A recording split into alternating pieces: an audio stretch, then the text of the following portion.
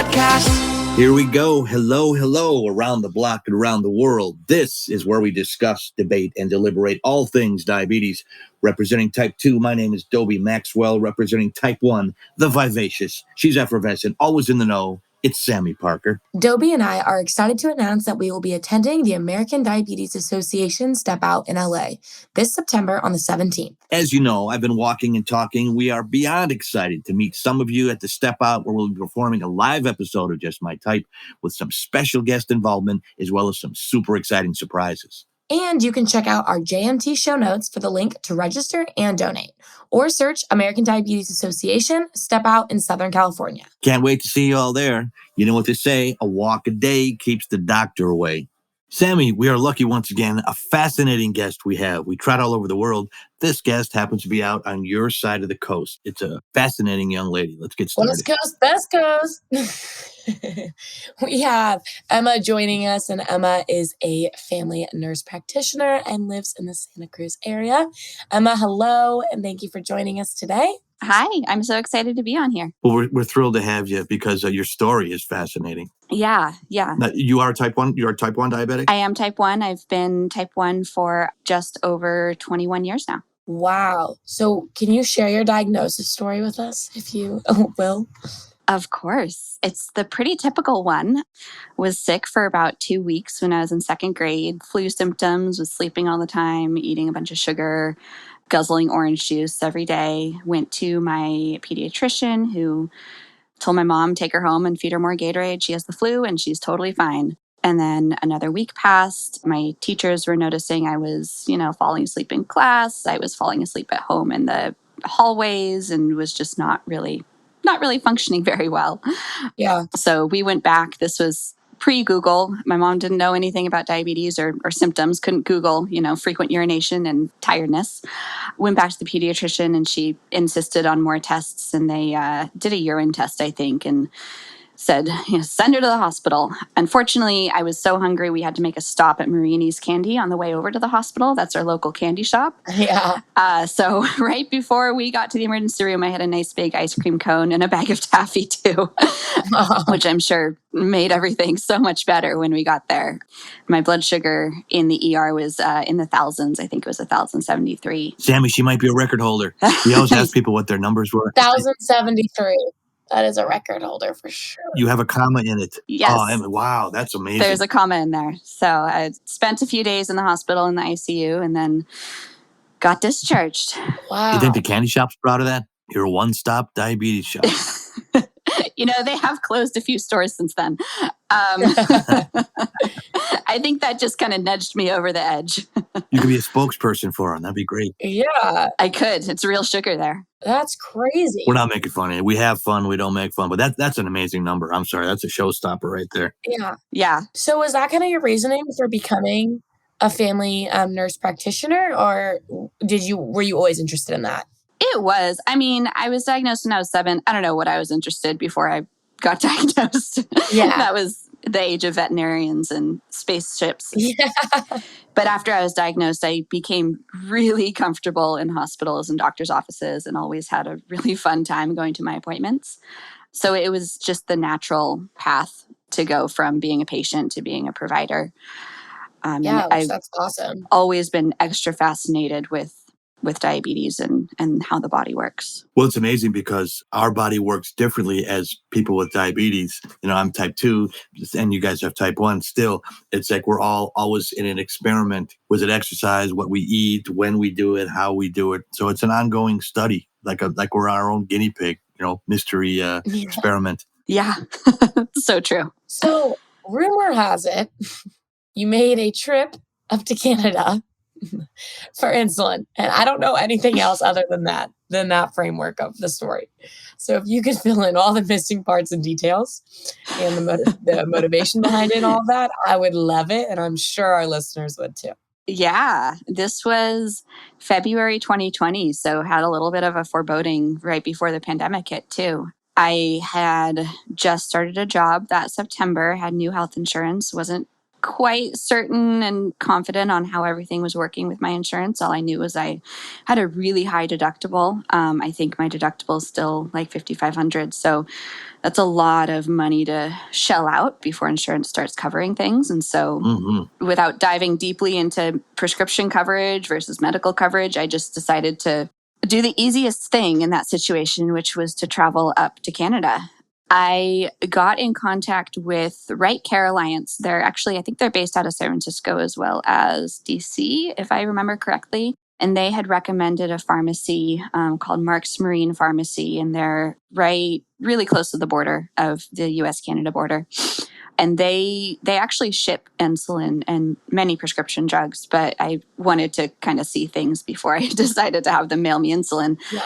So I started planning, figured out the easiest way to get there, which was to fly from San Jose into Seattle and then rent a car and drive from Seattle over the border to Canada. Spent, I think, 2 nights. One night was in Canada and one night was in Seattle on our way back. And a friend of mine came with me to document and photograph the journey to really show what all went into this trip. Yeah, that's crazy. So is that even allowed? So you had your own diet venture. It is allowed. Yes, I had a very good adventure. It is allowed. The laws, to my understanding, is you can bring in up to 6 months worth of medical supplies or medical prescriptions from outside the country. That being said, no one at the border knows how much insulin I take in a day. And 6 months of insulin is very different for each person. So Yeah. I'm not saying that I may have overestimated how much insulin I take in a day, but I did bring home a good amount of boxes of insulin. Yes, that's what I do. You got a 55-gallon drum. Right. You get a trailer filled. So how long did that last you? That lasted me. So I ended up bringing home 10 bottles, and that lasted me about 10 months, I think. I use about a bottle a month of insulin, and it was $35 per bottle without insurance. That was just flat rate. Don't you have to count on the price of the trip? Yes. So you count on the price of the trip. And I did this math too. Altogether, and I can't remember specifics, but altogether, the trip from leaving my front door to getting back to my front door was still cheaper, a little bit so, but still cheaper than if I had paid out of pocket for those 10 bottles of insulin here in the US. And that would have been less than my deductible too. So at that time, my insurance wasn't doing copays for prescriptions. It was just pay out of pocket until you hit it. So it was cheaper to fly to Seattle and drive into Canada than to pay for 10 bottles of insulin. And it was a really fun trip too. Got to go over the border. Yeah, I'm like, I want to go over the border. Here's a dumb question. Is it cheap? Can you buy it in Mexico as well? I think you can. I think it's less reliable to each specific pharmacy. Like Mark's Marine Pharmacy, they do this and they cater to people in the United States because they know that we have exorbitant prices on insulin and other medications. They showed me the back. They had just cases and cases of insulin, and they had glucagon, and they had other meds that typically cost a lot of money, like inhalers, EpiPens, things like that. That is their advertising, is they ship insulin and other meds to the United States. And what kind of insulin was it? It was Novolog. But they had everything. They had Humalog, they had Novolog, they had... Okay, so I know where I'm going next month. Yeah.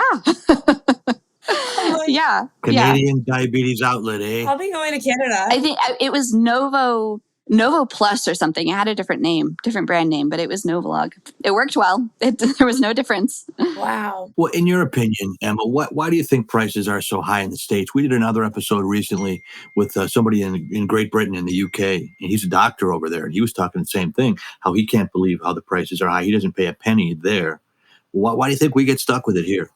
I mean, greed, really. That's the word that came up in the other episode too. Yeah, I did some yes. research while I was in nursing school into why insulin was costing so much. We had a lecture series, and so I dove down the rabbit hole on this one. Our pharmacy benefit managers, so the PBMs, which is the communicator between your insurance and the pharmaceutical companies, are part of the problem, to my understanding. They don't really fight the manufacturers on the prices. And if you look at companies like Eli Lilly and Novo Nordisk, our 2 biggest insulin manufacturers in the country, they've been raising prices very similarly over the past 10 years. You know, the graph, one doesn't lag behind the other. You'll see the jump in the price almost to the day or to the month for these manufacturers. And So far, to my knowledge, I don't think there's been any, proof that they're coordinating these jumps, but it's really close. And they know that they can get a lot of money off of insulin, and it's a big medication. People with type 2 diabetes use insulin too, and I prescribe it all the time for my patients in clinic. And they are the majority of the population of people with diabetes. Type 1s, we have to use insulin. A lot of type 2s have to use insulin too because they need it, and their pancreas isn't working as well. And so it's a huge money driver. And I wish there was a better answer, but there's not. I'd use it for a while, and I turned it around with diet and exercise. But still, yes, I mean, type 2s do need it as well. Yeah. They got to start. It's in a stranglehold. It's a hostage situation. The Diabetes app is an online community platform that was created to help people living with diabetes find support and information in one spot. And on the Diabetes app, you can join groups and connect with other people all over the world who are also living with diabetes. I mean, for me, whenever I have a bad day, I find myself scrolling through the mental wellness group, just to reassure myself that I'm not alone. The Diabetes app has a resource section where you can find articles, recipes, tips, and tricks for managing your diabetes. Download the Diabetes app today and connect with us right on the app. I think it's interesting too, because I was talking about how different medications are covered by insurance, and birth control, for example, is covered by insurance a lot of the times and isn't that expensive. So it's crazy, something that's actually a life or death medication isn't. And it's unfortunate because, there's definitely been times before that I've been like, oh my gosh, how much insulin do I have? And then my family's like, oh, I guess I need to call it in. But they'll be like, oh, it's not ready through your insurance. And I'm very fortunate that my parents were able to pay out of pocket for it. But if they weren't able to, I was stuck. We literally just paid straight up. And it was ridiculous. I was like, there's no way that this little vial cost that much money. What? So, liquid gold. Yeah, it's just crazy. Mm-hmm, it is. I know. I'm like, is this gold? Does this have gold, little shavings in it I don't know about? Lining our veins with gold. The other thing that's important to note, though, is not everyone has insurance. And I know that that's a big talking point recently with some of the bills that have been going through the House and Congress of the price caps and the lack of price caps. And then we had price caps, and all of those bills were great when we had price caps for insurance, because some people have exorbitant copays, some people have high deductibles, but some people don't have insurance. And so far, there's nothing that helps them. That would be me. Yeah. I'm a self-employed entertainer. And the same thing, I always tell people I'm on the 100% deductible plan. That's my insurance. Yeah. And it's unfair. Yes, I chose that lifestyle as an entertainer. But when it comes time for diabetes, when I first got diagnosed, I was in the hospital for 9 days. The hospital ended up writing off. I had a surgery, and I was, oh my gosh, I'll never pay this off. So there's a program, I guess, that absorbs those kind of things. I was very lucky to get that, or I'd be wiped out to this minute. Yeah. I have a question for you. Have you noticed that there's been, because I know some people take less insulin and a lot of people take a lot more insulin. And do you think, I know this is probably not meaning to, but some people might be like, whoa, whoa, whoa. But I know sometimes if you are able to become more insulin sensitive and take less insulin, it's going to cost you less money because you're not buying as much insulin. So is that something that should be maybe more emphasized since we're in the scenario we are in with insulin, just in general? Because I know people are like, well, I might not have an option. I'm just really resistant and I just require this much insulin. I do everything I should, but I require a lot, which I get because I did too.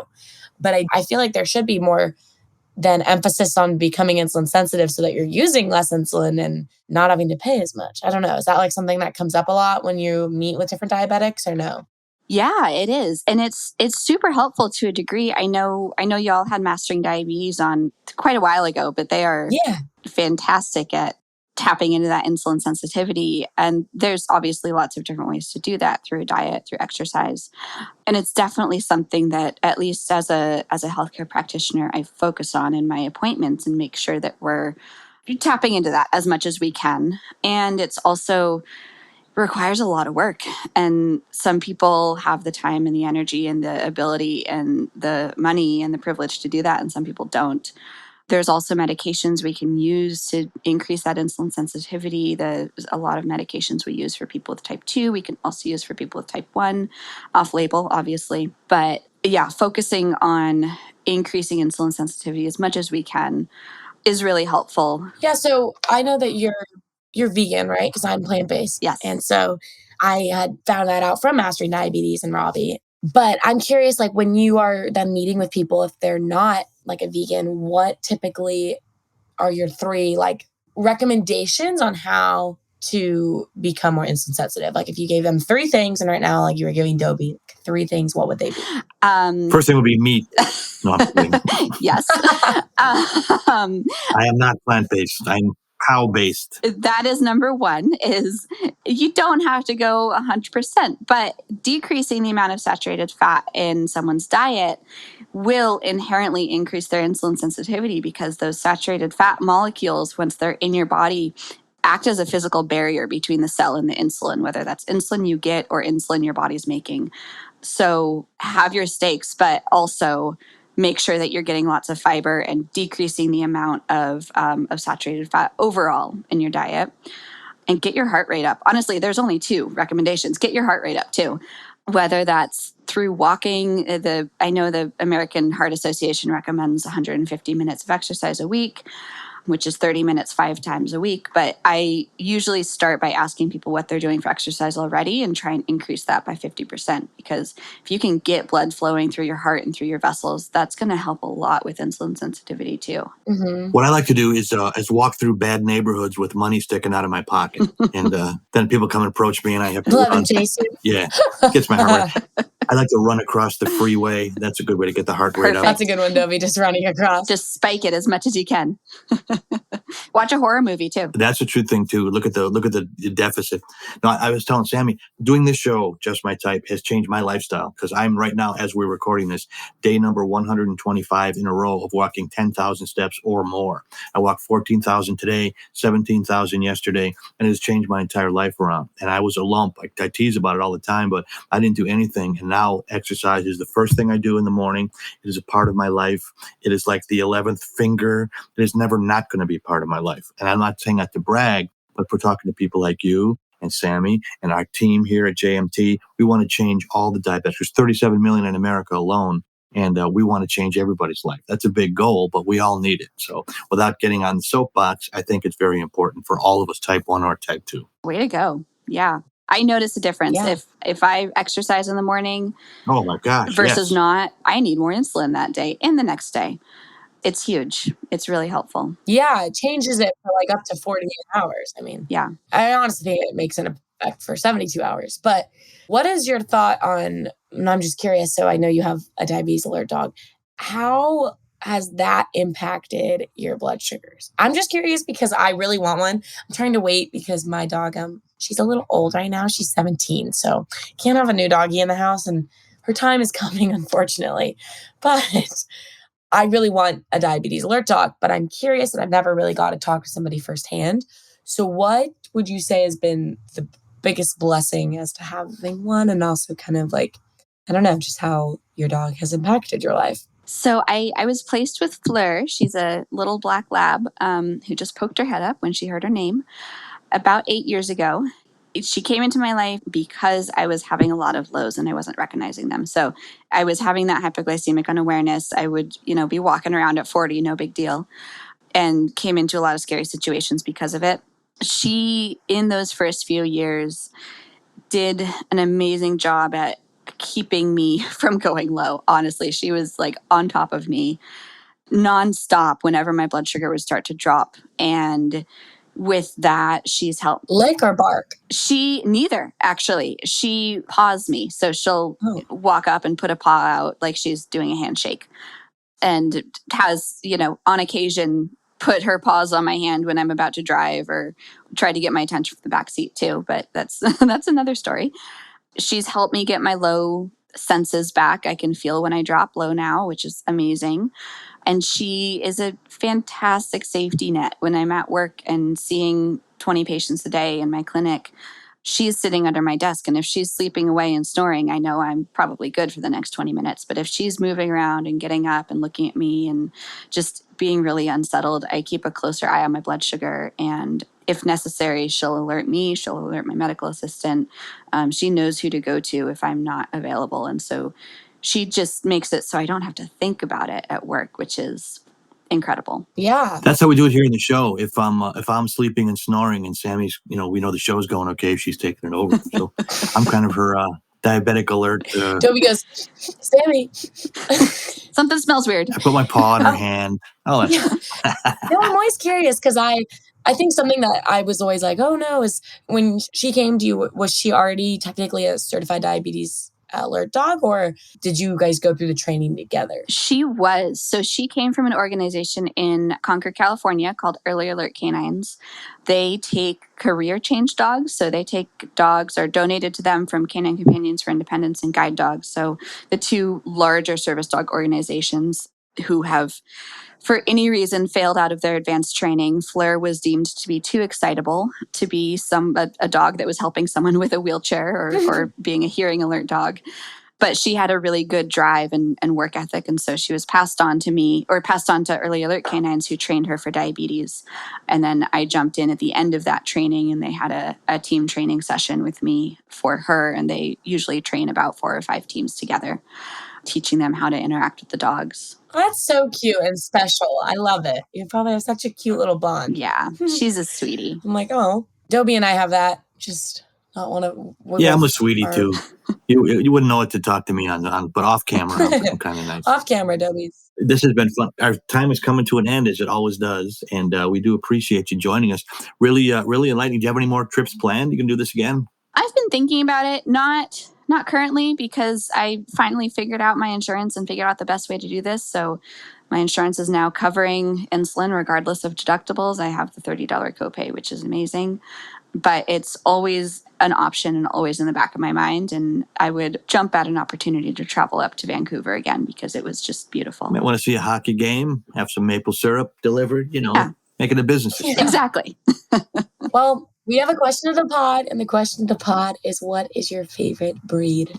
So, like us and dogs, obviously. Dogs. No offense to cats, but not a cat person. I don't think I even know any cat breeds. So I know yours is probably a lab. Yeah. Yes. Mine is a lab. And if I could have a second, it would be a golden retriever because Fleur is a lab golden mix. Oh. Dobie, what's yours? Okay. I like a dachshund, a wiener dog. Okay. I had an aunt when I was a kid, and she used to breed them, and she had 5 or 6 of them at any one time. And the way they waddle around is kind of funny to look at. And they're just sweet, loving dogs. Most dogs are sweet and loving, but I like dachshunds. What about you, Sammy? I love English retrievers. I think they're so cute. The little white golden retrievers. I think they're so precious. So that's what my dream diabetes alert dog. But you guys can find us on Instagram, Twitter, and TikTok at @JustMyTypePod_, Facebook at @JustMyTypePod, and our hashtag #JustMyTypePod, and answer that question of the pod. And you can find Emma at Emma_and_Fleur on Instagram. And thank you so much, Emma, for coming on. It was so much fun, and that was so informative. And I think I'm booking my next trip to Canada. Thank you so much for having me. We do appreciate it. Maybe we'll have you back if you'll have us, and bring the dog on again next time too. Thanks to everybody for listening. Thanks to Queen Elizabeth, our pod squad leader, behind the scenes, pulling all the strings, making it sound smooth. Also, Zach, our intern, is great. Thank you for listening. Please go back and listen to our back episodes. We are well on our way to 1 million listeners, but everyone is important, and you are too. I think that's it, Sammy. So for now, we're going to put the sugar-free cherry on the healthy Sunday one more time. They love me, baby. This is the Just My Type podcast.